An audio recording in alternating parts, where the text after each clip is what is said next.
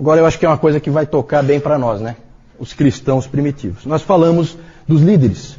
Nós falamos antes dos homens que estiveram à frente da igreja, dos principais líderes. E os principais líderes sempre escrevem muito. É engraçado isso, né? Provavelmente daqui a 200, 300 anos, certamente nós vamos estar... nós não, né? Porque daqui a 200, 300 anos acho que eu não vou estar aí. Mas a igreja vai estar falando de homens que defendem a fé hoje, como o John MacArthur, né? Vai estar falando, com certeza. São líderes reconhecidos mundialmente e que escrevem muito. Certo? Então é isso que acontece. Não, sabe, gente, não é diferente. A gente às vezes tem uma noção assim de que nós somos muito diferentes daquelas pessoas de 2000 anos atrás. Não é diferente, nós somos iguais. Iguais. A gente é só mais acomodado, as coisas são mais fáceis para nós. Só isso. Mas a nossa forma de pensar, as nossas atitudes, é tudo a mesma coisa, não é diferente. As coisas sempre se repetem, os líderes vão escrever sim, eles vão mandar cópias dos livros para os outros, eles vão ser reconhecidos, eles vão ser avaliados, vai haver crítica, é sempre a mesma coisa. Nunca se iluda com esse tipo de pensamento de que, não, naquela época eram diferentes e tal, né? Não, gente, é sempre a mesma coisa. Claro que lugares em que não há civilização, aí é diferente, né? Uma tribo indígena lá em que é tudo muito arcaico, aí sim, aí é uma vida diferente. Mas aí é Império Romano. Império Romano. Boa parte dos gênios da humanidade estavam ali. Então a gente não pode se iludir quanto a isso. Vamos falar dos cristãos primitivos. Vamos começar, pode passar aí. Vamos começar falando da igreja. A igreja. Como é que era a vida de adoração? Como é que era o culto? Como é que funcionava tudo isso naquela época? Nós temos fontes para a gente saber como que era. Nós temos o Didaquê. Nós temos um livro de Hipólito. Hipólito era um presbítero de Roma. Bem encrenqueirinho ele. Mas ele escreveu um livro interessante, A Tradição Apostólica, que fala muito sobre como a igreja funcionava. A primeira apologia de Justino Mártir também fala. E as próprias cartas de Plínio, o governador da Bitínia, para o imperador Trajano. Porque aí o Plínio dizia como que funcionava. Olha, eles são assim, eles fazem assim. Tudo isso aí são fontes para que a gente saiba como que a coisa funcionava naquela época.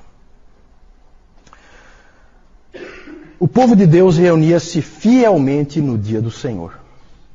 Isso aí não dá para marcar quando começou a ideia do dia do Senhor. Isso aí sempre existiu na igreja, o dia do Senhor. E naquele tempo os presbíteros diziam assim para a congregação, eles acreditavam firmemente em Hebreus 10, 25. O que diz lá em Hebreus 10, 25? Vamos lá?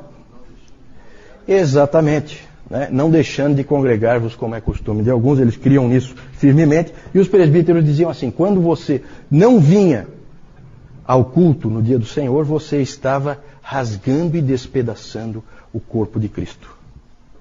Os caras eram duros. Então era a expressão que eles usavam. Há escritos que indicam que em muitas congregações havia culto, não só no dia do Senhor, mas também em vários dias durante a semana. Tem alguns lugares o culto era todos os dias. Todos os dias. Mas o dia do Senhor era o principal. Também, já desde o início, a gente vê no livro do Hipólito, que foi presbítero em Roma no século III, a gente vê que desde o início já havia a ideia do tempo devocional, né, em que você sozinho orava a Deus, lia as Escrituras. A ideia, isso aí aparece, deixa eu ler para vocês um trechinho aqui. Diz assim, isso é do livro do Hipólito, que todo homem cristão e mulher cristã, quando acordar de manhã, e antes de fazer qualquer trabalho, lave suas mãos e ore a Deus, e só então vá ao seu trabalho. Mas se houver instrução na palavra de Deus, se em algum lugar estiver havendo pregação, mas se houver instrução na palavra de Deus, todos devem preferir ir àquele lugar, reconhecendo em seu coração que é Deus que eles estão ouvindo no instrutor. Então já há a ideia de que a pregação era uma forma que Deus usava para falar com o seu povo. Que mais que ele diz? Quando houver um dia em que não há instrução, que cada um pegue um livro santo e leia-o suficientemente. Essa era a ideia. As referências mais antigas ao dia do Senhor já usam o termo primeiro dia. No primeiro dia da semana. Sempre foi primeiro dia, tá? Essa história de que tinha que ser no sábado e tal. Ninguém é judeu, tá, gente? Sempre, se você é cristão, é primeiro dia. Esse debate é um debate tão... O Newton já falou sobre isso. É um debate tão assim, árido, desnecessário. A igreja nunca usou o sábado. Sempre foi o dia do Senhor, sempre foi o domingo. O Justino Marte, já na sua primeira apologia, ele já fala que nós cristãos nos reunimos no dia do sol. Certo? Era como eles chamavam o dia. Tá? Então ele tá só dizendo domingo, ele não está dizendo nada de... Não é nenhuma referência pagã não, tá, gente? E ele dizia que isso era porque no primeiro dia Deus estabeleceu a ordem no meio do caos. E também com os cristãos, no primeiro dia, ele ressuscitou a Cristo e estabeleceu a nova criação. Ali. Essa é a justificativa, tá? Para ser no primeiro dia, pelo menos assim que eles usavam. Aí uma parte que vocês não vão gostar muito, alguns de vocês aí. As reuniões eram sempre muito cedo. Muito cedo. Sempre antes do sol nascer. Sempre. Eles diziam que era na hora do canto do galo. As reuniões ocorriam, o culto era nesses horários, sempre muito cedo. Por que isso será, hein? Provavelmente porque as pessoas tinham que trabalhar, certo? Porque não existe essa folga que nós temos hoje. Isso aí nós vamos ver por que existe hoje. Ou também pode ser também por uma questão de privacidade, para se proteger. Em alguns lugares pode ter tido esse elemento também. Eles se reuniam em casas, não existiam templos, igrejas, isso aí é uma coisa que vem muito depois. Então eles se reuniam em casas, normalmente era a casa do próprio pastor, que era adaptada, ele morava numa parte e na outra parte se usava para fazer as reuniões. Então era muito comum derrubar paredes para aumentar o espaço, né, e poder reunir as pessoas ali para o culto. Havia sempre leitura da palavra e pregação. A leitura da palavra, pelos registros que a gente tem, não era aquela leiturazinha, vamos ler um salmo. Não, se lia às vezes um livro inteiro das Escrituras. Era às vezes a oportunidade que aquele escravozinho lá tinha de ouvir as Escrituras. Se ele não ouvisse ali, ele não tinha em casa. Então havia essa leitura da palavra e sempre uma pregação. A pregação podia ser em cima de um outro texto das Escrituras ou em cima do próprio texto que foi lido. Vinha então o presbítero e explicava aquilo, esmiuçava. Como é hoje? Não tem diferença nenhuma. É a mesma coisa, tá? A pregação sempre existiu. Havia oração também. E a oração, quase com certeza, pelos registros que a gente tem, era de pé. As pessoas oravam em pé. Ainda hoje na Igreja Livre da Escócia ainda é assim, né? É interessante que eles ficam de pé para orar e eles sentam para cantar. No modelo da igreja primitiva e dos tempos da Reforma também. Na Reforma era assim também, né? Você fica de pé para orar e você senta para cantar. A oração normalmente era feita por algum dos líderes, algum dos presbíteros ou um diácono, e ele elevava a voz em oração extemporânea, e também era usado aquelas orações mais responsivas, né? Aquela oração mais litúrgica, que algumas igrejas, não é só a Igreja Católica Romana que tem esse tipo de oração, e existem igrejas protestantes que têm esse tipo de oração, em que, né, oração decorada, vamos dizer assim, em que o indivíduo puxa e a congregação responde e tal. Também isso aí existia. Boa parte das descrições que nós dispomos, elas não mencionam cânticos, mas também muitas outras mencionam cânticos, certo? É quase certo que todas as igrejas cantavam salmos e depois, mais tarde, hinos. a ceia do Senhor era celebrada todo domingo. Todo domingo. E sempre só participava da ceia do Senhor quem? Os batizados. Isso mesmo, dona Carlota. Os batizados. Os batizados participavam da ceia. Os catecúmenos, os que ainda não eram batizados, e os visitantes eram dispensados. Eles nem ficavam no local em que a ceia era celebrada. Nós vamos ver que os sacramentos eles tinham uma importância muito grande para a igreja primitiva. E aí, já que falamos dos batizados, começa a acontecer, segundo século e terceiro século, começa a acontecer um fenômeno estranho. O batismo começa a ser cada vez mais adiado. Cada vez as pessoas são batizadas mais tarde. Essa questão do batismo, isso é uma confusão, por isso que eu pus ali, é um problema sério. Porque começou a crescer uma estranha visão de que o batismo lavava os pecados. Olha só como é que as coisas começam a aparecer, as distorções doutrinárias. Então começou a aparecer essa ideia de que o batismo lava o pecado. E aí, era uma coisa muito grave voltar a pecar depois de ser batizado. Porque o batismo só podia ser um. Não podia ter 2 batismos.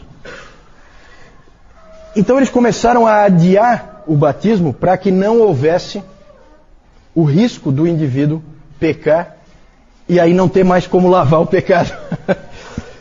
Interessante, né? É uma coisa esquisita isso aí. E essa prática antibíblica aí, ela foi ganhando força em várias igrejas. E com isso passou a levar muito tempo para o batismo.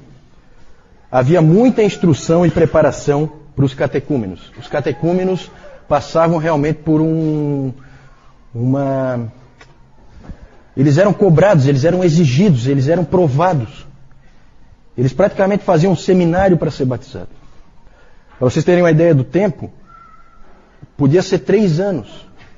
O tempo em que você ficava sendo treinado, estudando, aprendendo com os mestres. Eles iam, ensinavam, percebiam em você se você estava crescendo, se não estava crescendo, se você era fiel, se você não era fiel. Eles te cobravam. Os catecúmenos podiam usar o título de cristãos, eles podiam dizer para os outros, eu sou cristão. Lembram da Perpétua e da Felicidade? Elas eram catecúmenas, elas não eram ainda, elas eram cristãs, portanto, mas elas ainda não eram dos fiéis. O grupo dos fiéis é o grupo dos batizados, é o grupo dos que podem ficar na hora da ceia. Então o título de fiel eles ainda não podiam usar. De qualquer maneira, a igreja passou a ser muito cuidadosa com o batismo. No final da preparação do catecúmeno, era comum ele ter que fazer uma série de vigílias. Sabe o que é vigília, né? Vocês sabem o que é vigília? Vocês sabem? É ficar a noite inteira acordado, orando, né? Isso é uma vigília. Orando, lendo a palavra. Então eles tinham que fazer vigílias, eles tinham que fazer jejuns. Eles eram exigidos. Para você se tornar cristão não era fácil. Não era fácil. É claro que a qualidade dos indivíduos que você acaba tendo lá no fim da linha é de primeira. São os indivíduos que vão morrer lá na espada e não vão voltar para trás. É o mártir lá, os soldados de Sebaste, que vão entrar na água e vão congelar até a morte, mas não vão sair. Certo? Então isso acabou tendo um efeito de fortalecimento da igreja. Agora é claro que a pergunta é a seguinte, é bíblico? Né? Esse aí é outro aspecto. Só que chama atenção, né, gente? Eu não sei, para mim pelo menos chama atenção a importância que era dada para a ceia. A ceia era resguardada como um tesouro, em que poucos tinham acesso, poucos podiam entrar, não era para qualquer um. Então havia uma importância muito grande para aquele momento. O catecúmeno antevia aquele momento. Passou a ser comum fazer os batismos sempre no domingo de Páscoa, O domingo de Páscoa passou a ser a primeira data importante para o cristianismo, além do Dia do Senhor. Inclusive depois a questão da marcação da Páscoa virou um problema sério. Eu não vou entrar em detalhes, mas aí virou uma confusão a questão da marcação da data da Páscoa. O sentido do batismo, gente, não era claro. Como eu disse, estava ligado à remissão de pecados. E a própria ideia do pecado original, ela veio do batismo em vez do contrário. Em vez do batismo vir da ideia do pecado original. Então era uma coisa assim estranha. Era mais ou menos assim. Existia o batismo e ele tinha que significar alguma coisa. E ninguém sabia o quê. Então encaixaram um significado nele que não é o bíblico, né? O Didaquê ensinava que só podia haver um batismo. Então começaram esses outros livros a influenciar. Até hoje, todo mundo crê que só pode ter um batismo, né? A não ser que algum seja considerado inválido. Então, é comum nas igrejas batistas uma pessoa que era católica e foi batizada, né, católico não praticante, não sei o que e tal, foi batizada criança, é comum ela se batizar novamente, certo? Mas só porque considera inválido aquele primeiro, pela fé que ela tem. Mas ficou. O Didaquê disse que é um batismo só e ficou. E é isso aí, é verdade. E passou a ser um problema sério a questão dos pecados que são cometidos depois do batismo. Nós vamos ver os tipos de problemas que isso aí gerou mais para frente. Sabe? Tudo tem uma explicação histórica. Nada é isolado. Tudo tem uma razão de ser. O modo do batismo. Aí é aquela coisa, né? Cada um quer puxar a brasa para a sua sardinha e quer dizer que não, que o modo bíblico, o modo que a igreja sempre usou foi esse aqui, que não sei o que e tal, né? Eu acho que, de novo, a igreja eu acho que já se dividiu tempo demais por causa disso aí. Existem referências no material que a gente tem daquele tempo, referências a batismo por aspersão, referências a batismo por efusão e referências a batismo por imersão. O Didaquê diz que a água tem que ser corrente e que tem que ser fria. Aí começa a aparecer essas coisas assim, né? A água tem que ser quente, aliás, tem que ser corrente e tem que ser fria. E existem várias descrições diferentes de como o batismo era feito. Hipólito diz que em Roma o batizando ficava com água pela altura dos joelhos, e aí ficava a critério de quem estava batizando se achava que ele tinha que mergulhar a cabeça dentro da água, ou se simplesmente se pegava um recipiente assim e fazia por efusão, derramava água na cabeça dele.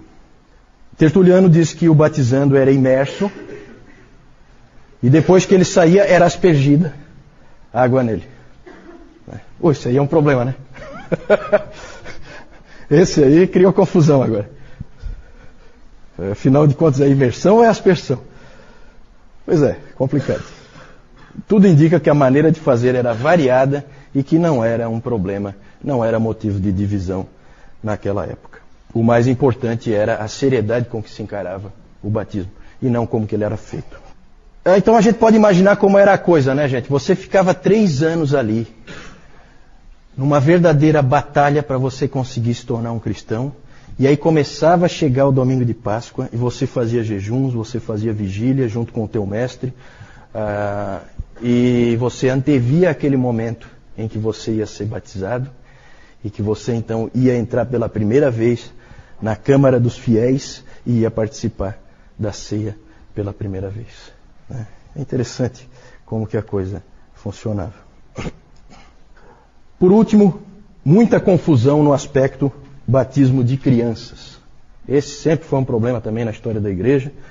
Continua sendo um problema, batiza, não batiza. O batismo infantil, pelo que se pode ver do ponto de vista histórico, é uma prática bastante antiga, mas sempre foi polêmica. Sempre foi uma prática que gerou todo tipo de dificuldade, porque o batismo sempre gerou todo tipo de dificuldade. O pensamento era muito confuso. Primeira pergunta que os teólogos se faziam: a criança é inocente? A criança nasceu, é inocente? Tem implicação isso aí? Tem. Se ela for inocente, precisa lavar pecado? Não tem pecado, não precisa lavar. Então não precisa batizar. Mas se ela nasce pecadora, aí a abordagem é completamente diferente. Então você vai ter várias formas de ver por parte dos pais. O Tertuliano se opôs ao batismo infantil. Mas o motivo não está muito claro. Ele, na verdade, a preocupação dele era muito mais com aquilo que eu falei antes. Você batiza o bebê e depois ele vai pecar lá na juventude, coisa, e aí? Faz o quê? Então o Tertuliano tinha essa preocupação. Sempre na cabeça a ideia do lavar os pecados. E outros, como Cipriano, lá de Cartago, ele disse que tinha que batizar o mais rápido possível. O Agostinho já tinha dito que a criança nasce pecadora, já tinha deixado isso claro. Ela nasce pecadora e que não demora muito para ela começar a manifestar a natureza pecaminosa dela em pecados visíveis. E o Cipriano também queria assim. Então ele dizia que não era nem para esperar aqueles 8 dias. O Cipriano dizia que não era nem para esperar aqueles 8 dias, que alguns estavam esperando, por causa da semelhança que eles faziam com a circuncisão. Alguns esperavam 8 dias e daí batizavam. Aí ele disse, não espera nem isso aí. Batiza o quanto antes, porque se morrer... Inclusive o Cipriano dizia que a criança chora quando ela nasce. Não é por causa de alguma sensação que ela está tendo, ou por causa do parto, ou alguma coisa assim. Não, ela chora porque ela sabe que ela é pecadora. Ele veio com essa pérola. Eu não sei se ele entrevistou bebês ou alguma coisa assim para chegar a essa conclusão, mas é assim, gente. Vejam que na questão do batismo há muita confusão. E ainda hoje há muita confusão, concordam? O batismo, e especialmente o batismo infantil, era uma prática em busca de uma teologia. Eu tenho já a coisa, eu só não sei por que eu faço. Certo? Isso aí gera todo tipo de problema. Depois, com a reforma, essas coisas começam a ser mais aplainadas, as coisas começam a ficar um pouco mais claras. Nós vamos começar a perceber, gente, o quanto nós temos que ser gratos à reforma. Porque a coisa está começando a complicar. E começa cedo. O tipo de pensamento estranho que a gente vê aqui.